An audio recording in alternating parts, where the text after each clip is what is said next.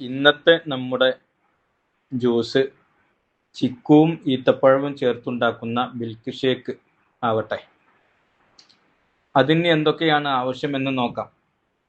3 ചിക്കു തൊലി കളഞ്ഞ് കുരു നീക്കി കഷ്ണങ്ങളാക്കിയത്, ഈത്തപ്പഴം 4-5 എണ്ണം നല്ല മൃദുവായി കുരു കളഞ്ഞത്, തണുപ്പിച്ച പാല് 2 കപ്പ്, കശുവണ്ടി അല്ലെങ്കിൽ ബദാം 5-6 എണ്ണം, കൂടുതൽ രുചിക്ക് വേണ്ടിയിട്ടാണ് ഇത് ചേർക്കുന്നത്.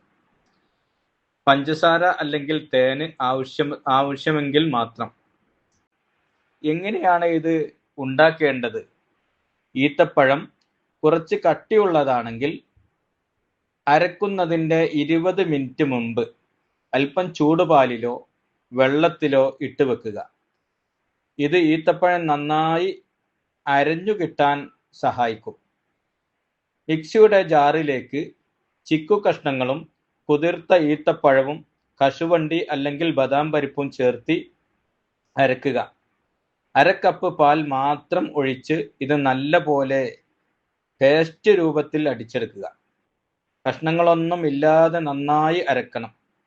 നന്നായി അരഞ്ഞ ശേഷം ബാക്കിയുള്ള പാലും ഐസ് ക്യൂബും ചേർത്ത് ഒന്നുകൂടെ മിക്സിയിലിട്ട് അടിച്ചെടുക്കുക.